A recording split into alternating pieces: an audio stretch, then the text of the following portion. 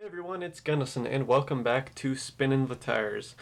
Very fun return to Nashville for NASCAR. Took place last week at Nashville Superspeedway, and we got some exciting silly season news, so let's get right into what's happened this past week. Alright, so this last weekend, NASCAR made its return to Nashville Superspeedway for the first time in 10 years, and the NASCAR Cup Series raced there for the first time ever.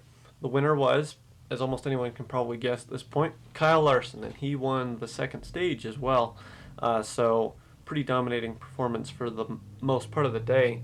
And the first stage winner, this is interesting to point out, was actually Chase Elliott.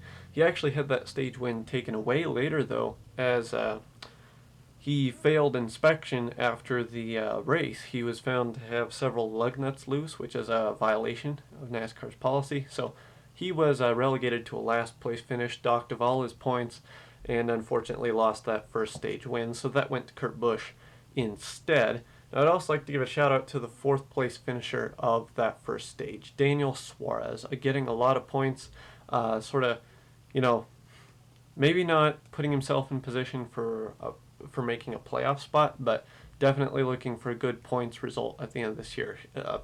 Daniel Suarez is very much exceeding expectations this year in that 99 car. In fact, he finished 7th in this race, so very impressive performance.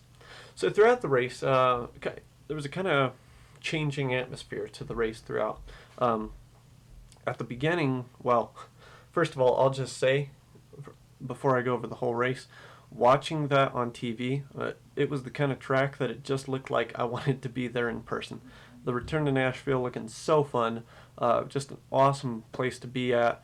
The one problem they had, apparently they were running out of bottled water, beer, things like that for fans.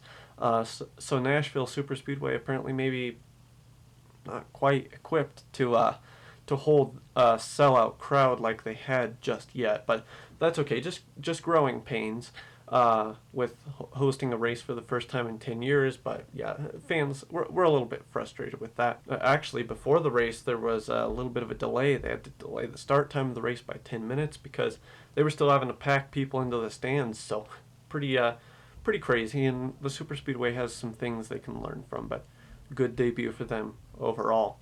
Now, from the drop of the green flag, this race was exciting and very incident filled. The first lap of the race saw Quinn Houff basically had a tire come off, and he just ran up into the wall in turn 2, and that ended his day right off the bat. Couldn't even complete one lap, unfortunately. After that, several other drivers were bitten by issues in that same corner, most of them relating to the brakes. Some of the brakes were actually coming apart, like brake rotors falling off, or beads on the tires melting, and just all these brake issues, which was surprising, but kind of makes sense. This track is equipped with very tight corners. So they run the brakes a lot more than maybe the casual observer would think. But yeah, lots of brake issues that bit Chris Buescher, Justin Haley, Ryan Blaney, and a few others throughout the race. So that was an interesting issue, and that kind of defined the first stage and a little bit of the second.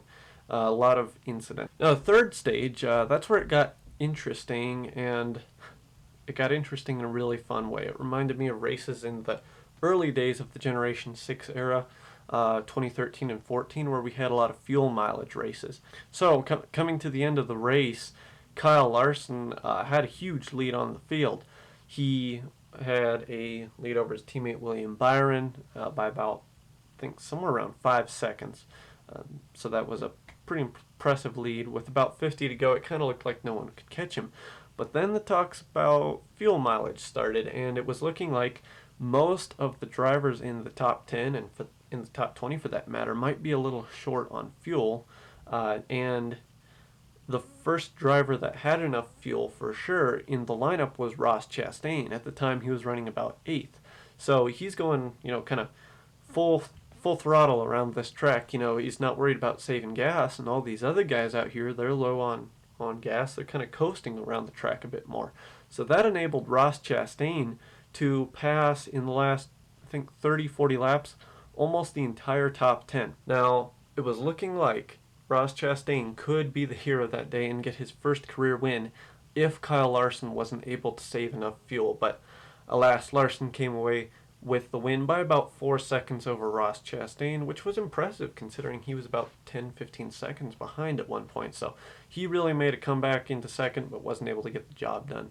But yeah, Kyle Larson, he was apparently, from what I've heard, kind of actually almost shutting the engine off, going into a lot of the corners, taking almost drastic measures to try to save fuel, and somehow he was still running some of the fastest laps on the track. I'm telling you, that guy's he's a madman. It's incredible what he's been able to do with his car and at all the different tracks this year. So amazing run by Kyle Larson. Now Daniel Suarez again finished 7th. That actually puts him ahead of Bubba Wallace in the point standings, which is important because that's kind of a battle people are closely watching this year, Daniel Suarez and Bubba Wallace, because they're both in new teams. So the battle between those teams is pretty interesting. And Bubba Wallace, who spun out twice this week, didn't help his points at all with that. So for the first time this year, Daniel Suarez is ahead in the points. I believe he's 22nd. So pretty great run by him. I believe that's his either third or fourth top 10 of this season, which is pretty impressive. Real quick, want to cover how the broadcast did. NBC returned this year.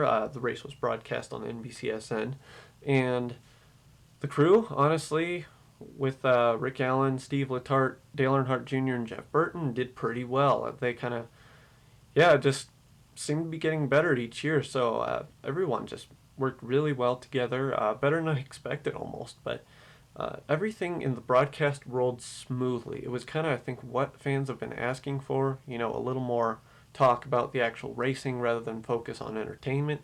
They had plenty of entertainment, but, the focus was on the racing and the battles and the stories on track. And that's what I want to talk about, the stories on track. Loose wheels, potential brake problems, overheating problems. NBC was on these the moment that they happened. With these drivers, and immediately Rick Allen up in the booth, he would call down to a pit reporter down there, and they'd get info on the problem on the car pretty instantly, and both crews are good at that, but I think just the flow of how informed I felt during this race was pretty awesome, so they did a great job on that. So looking forward to seeing how they'll commentate this next race. And let's talk about the next race. It's actually 2 races at Pocono Raceway in Pennsylvania. They had, for the first time last year, a doubleheader weekend, so they're doing that again this year, and they should be mediocre races. I think the past few years with this 550 horsepower package, Pocono has not put on the greatest show, but still a fun track to watch. It's one of NASCAR's most unique tracks. It's triangle, only has 3 turns, so pretty neat layout. I sure hope it's a good race. I think it has the potential to be with how everything's gone this year. So we will see what happens. And honestly, this weekend I expect Kyle Larson to win the first race, but I think you could see an underdog win the second race because the way the lineup for the second race works, it's the finishing order of the day before, but the top 20 are all inverted. Whoever finishes 20th on Saturday will start first on Sunday. So we'll see who that is. Depending on who it is, we may see someone that's not a usual suspect up front win the race. So I'm thinking, potentially someone like Chris Buescher, who actually has his one win in the Cup Series at this track. So just saying. And, potentially a guy like Austin Dillon, or, even someone like Kevin Harvick, who is by no means an underdog, but he hasn't won a race this season. So we know he can get the job done here at Pocono, so we'll see how that goes. So before the end of the episode, I want to cover a couple of quick silly season, that is, teams switching around, pieces of news from this past week. We have 2 new teams in the Cup Series, the Colleague Racing team and GMS Racing. Colleague Racing is from the Xfinity Series. They started back in 2016, and they've grown into a much larger operation since. They've run part-time Cup cars a little bit last year and for several races this year. And they are going full-time next year with 2 cars, a full-time car with Justin Haley and a part-time car with AJ Allmendinger. So pretty excited to see that. Kind of bummed AJ Allmendinger isn't in a full-time ride, but I will be excited to see what he can do in the races he does run. He's already had great runs. He's had race-winning caliber cars this year in some of the races. So he'll be fun to watch, and I do expect Justin Haley to be very much in contention in the number 16 car. Haley actually has taken the Spire Motorsports car, which is usually a bottom of the pack car, and he's elevated it to a middle of the pack car this year. So he and Corey LaJoy are producing big results for Spire Motorsports this year. So excited to see what else he can do next year. Now the other one, which is a little more interesting and weird, and it was very unexpected, is GMS Racing.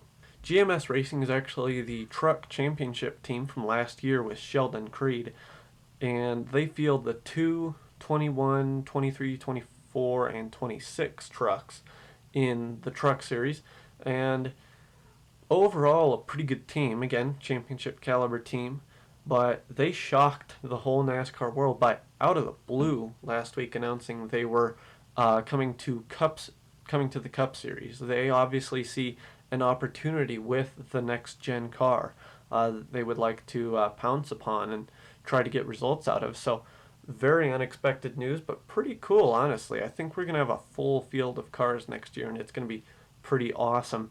And they haven't announced a driver or number yet, but my personal hypothesis is Sheldon Creed will drive the number 26 Chevy Camaro for them next year. So they're going to be fun to watch. I expect they will enter the Cup Series at a little bit of a mid-pack team, sort of like Trackhouse Racing is now. But I mean, you never know.